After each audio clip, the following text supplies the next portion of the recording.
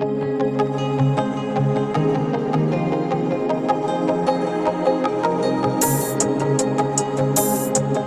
connais-tu la différence entre 会能和可以？大家好，欢迎来到我的 YouTube 频道。Alors, bienvenue sur ma chaîne YouTube. Si tu es là pour ta première fois, tu sais ce qui te reste à faire. Surtout, abonne-toi, clique sur la cloche de notification pour recevoir toutes mes nouvelles vidéos. Like si la vidéo t'intéresse et partage à tes amis qui sont également passionnés du chinois comme toi.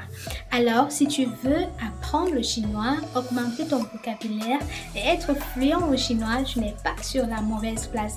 Car ici, nous apprenons la langue chinoise, nous t'aidons à augmenter ton vocabulaire et à être fluent. Alors, aujourd'hui, nous allons apprendre la différence entre 会能 et 可以. Si tu es intéressé par cette vidéo, surtout n'hésite pas de regarder jusqu'à la fin. Let's go!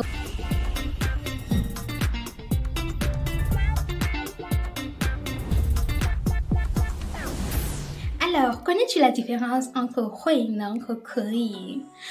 En français, pratiquement, ils veulent dire la même chose. Ils expriment le verbe pouvoir. Parce que vous pouvez dire 我能, je peux. 我可以, je peux. 我会, je peux. En chinois, ils sont classés parmi les verbes appelés 能愿动词. Mais la seule différence avec eux, c'est qu'ils ne s'utilisent pas de la même manière. Alors, nous allons d'abord voir l'utilisation de 会. Alors, 会, c'est le verbe pouvoir, mais il exprime une capacité qu'on acquiert en pratiquant, en lisant. Comme exemple, 比如说她会说3种语言.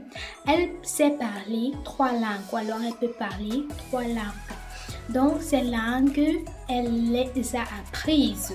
Elle n'est pas née en les parlant, non, elle les a apprises, elle les a acquises en pratiquant, en lisant, etc. Un autre exemple, nous avons 他会开车. Donc, 他会开车 qui veut dire il sait conduire la voiture.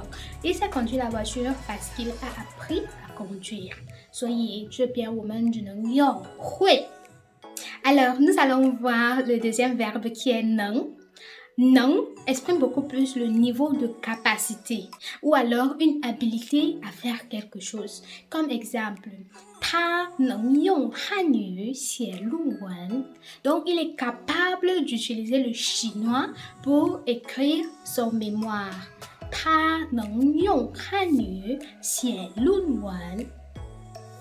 Alors, comme deuxième exemple, encore plus facile à comprendre, c'est 他会游泳. 但是他今天不能游泳. 他会游泳 il sait nager. 但是他今天不能游泳. Mais aujourd'hui, il ne pourra pas nager. Il ne pourra pas nager peut-être parce qu'il est malade. 所以这边我们能用能，我们只能用能. Alors, nous allons voir le troisième verbe qui est 可以. 可以. Alors, 可以 peut également être remplacé par 能. Donc, parfois, on utilise 可以 à la place de 能 et 能 à la place de 可以, mais ce n'est pas tout le temps. Ça dépend du contexte. Nous allons voir d'abord dans le premier contexte, dans quelle situation ou alors dans quelles conditions peut-on changer 可以 能 ou alors utiliser cela au même moment. Utiliser cela au même moment.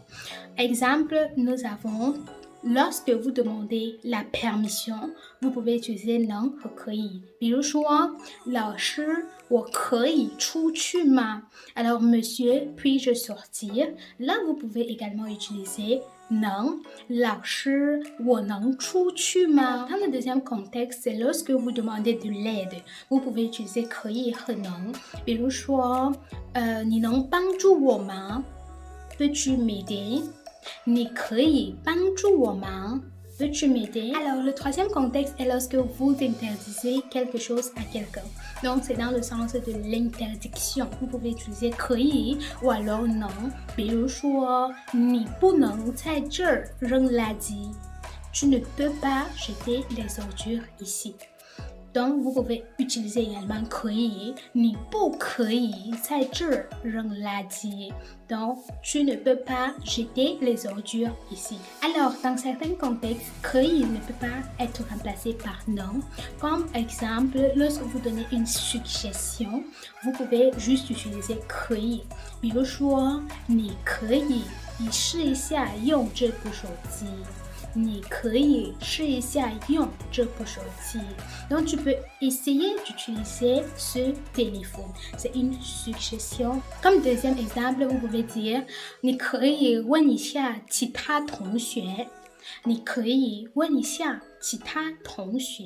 Donc, tu peux demander à d'autres camarades. Alors, 可以 peut également s'utiliser dans le contexte où vous offrez de l'aide à quelqu'un.Donc, vous pouvez dire, 比如说，我可以帮助你 Je peux t'aider.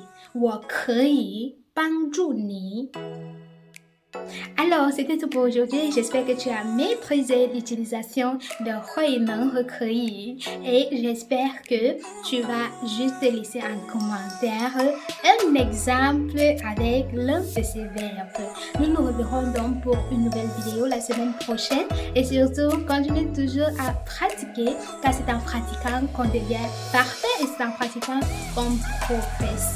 Ok, bye bye, 再见